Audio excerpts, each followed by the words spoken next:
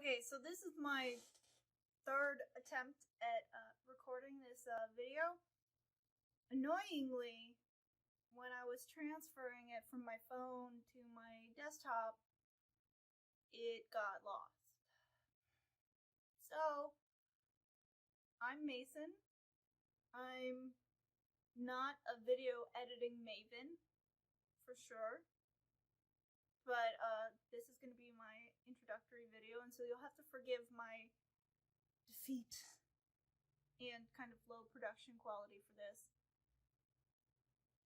I'm just irked that I think it was really good, but you'll never know because it's lost. Anyway, so my name is Mason Garrison. I just finished up my first year as an assistant professor at Wake Forest. I finished my PhD at Vanderbilt. I actually had to defend remotely in the midst of the pandemic, so that was fun. It was an experience. But my PhD is in quantitative psychology, and no one knows what that is. And that's totally fine, because I barely know what it is. But what it is it's an entire discipline of psychology that focuses on the underlying kind of statistical methods that we use in psychology to kind of improve them, develop them, evaluate it. We're statisticians for psychologists, essentially. Now, I've specialized in kind of a weird area. You'll learn about it in this class. My specialty is in genetically informed designs. And again, no one knows what that is. But what that is behavior genetic designs as well as like sibling comparison designs. What I do is I leverage genetic and environmental relationships between people to get at the underlying sources of why people are the way they are. I apply it to causal inference a lot.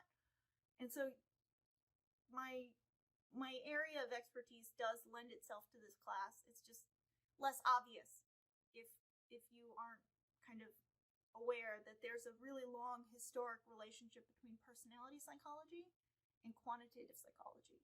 We use a lot of the early personality psychologists were also quantitative psychologists who developed some of the statistical methods that I'll hint at.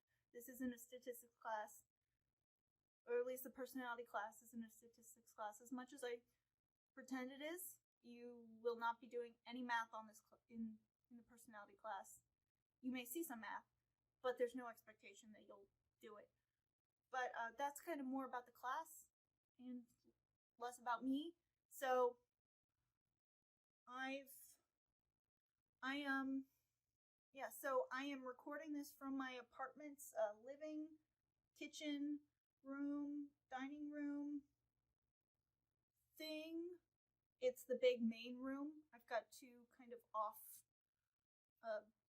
two bedroomy things. One bedroom is where I sleep, and the other bedroom is storage because I live in chaos with 3 cats, and by storage I mean that's their room for the most part.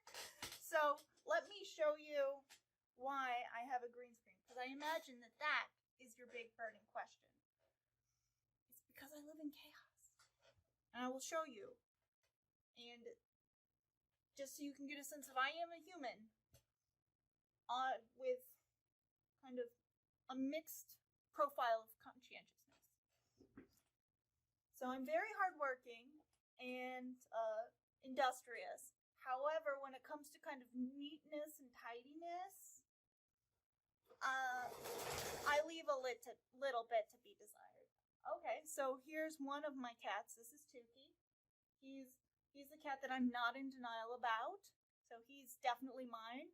You'll see Archie whenever he floats around on occasion. Archie is one of the 2 kittens I'm fostering. I'm going to see if I can summon him.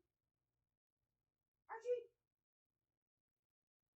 That was my attempt at summoning him. It was unsuccessful. Not that I really tried too hard.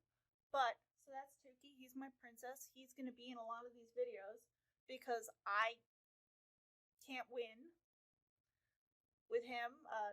he really likes to sit in like this vicinity. So I mean, we tried and compromised. I've got lots of different perches, but when this goes up, he's usually loses his line of sight with me, and he doesn't like that. So he'll be in these videos often. We'll see if I can get Archie.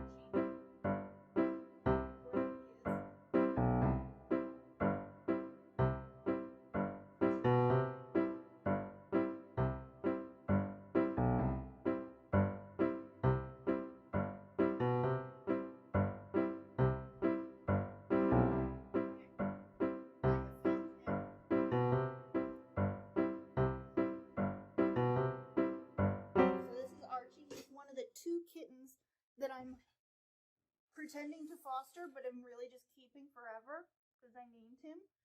He really likes to sleep in my bed a lot. So that's usually where he is during the day. And that's where he was right now. Hey, thanks for showing up. Annie, his sister, she likes to live in the shadows and the darkness. Okay. Bye-bye. Also, you're going to hear lots of jingling in the background, and that's them getting into mischief. Annie's much more feral. They're technically all feral, which is kind of bizarre. Tukey I didn't find. Some undergrads at Vanderbilt found him in a sewer pipe when he was like 5 or 6 weeks old, and I got him pretty soon after. So he doesn't know how to cat. Now, Archie and Annie, they were living behind Maya Angelou dorm, and I got them when they were about 6 months old. So they're much more feral, although you wouldn't know it from Archie. But Annie, she's gonna take a lot of work before you see her in camera. She accepts my presence. We coexist, and that's about it. Which is great progress, because she hasn't tried to murder me. So, small goals. So that's what's behind the curtain of chaos.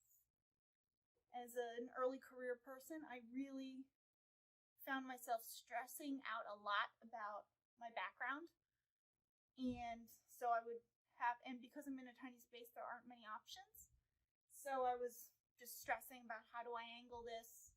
Because the senior faculty was worried that they were going to judge me. I mean, and it's totally judgeable. But I found that with a green screen, I stopped stressing about that so I could stress about other things. Okay. And the fact that my chair is green is total coincidence. But it's a nice coincidence. So, yeah, I'm going to wrap this up, and hopefully the video lives and survives the transfer from phone to computer.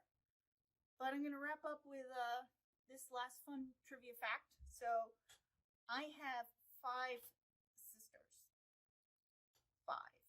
And no brothers. Which is statistically unusual. Probably might be why I'm interested in family studies and genetically informed design.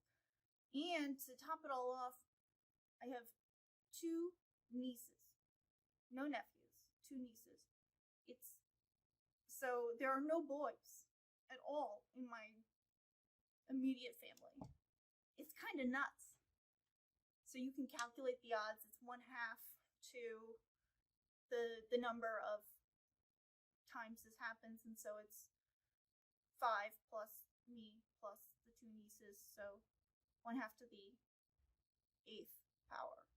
It's really, really, really unusual. It's like less than 1 in 1,000 or something like that. So that's fun trivia. You've seen the chaos that is my life. I'm gonna try and make videos kind of that are humanizing. So when you watch some of the clips or the lectures, they're gonna be lots, like I'm gonna leave the bloopers in because this is not because I think that those add some humanity, because I'm not a production I'm not a YouTuber. I've learned a lot about them and have found lovely ways to justify now watching YouTube videos to learn all about them. Like, you can see that I've got this circle in my lenses, and it's a, ooh, I'm blanking on what it's called, but that's my light. And it's, apparently beauty YouTubers use it. It was pretty cheap, and it works decently, but it does make these nice, oh, it's a halo light, I think. But it makes these little halos in my glasses, and that's just, it's, the amount of time it would take me to figure out how to change this isn't really worth it for you guys. So, and so you're gonna see some typical production blunders. I might include syncing my cameras, so you'll see like countdowns, like 3, 2, 1, just to sync my cameras, because I've got a backup webcam that links to my computer, but the best camera I have is this phone. I've also got a nice audio mic, but that only works when I'm recording from my computer. So I sync across, and it works decently well, not fantastic, which is why I have to re-record this guy. But that's where we're going.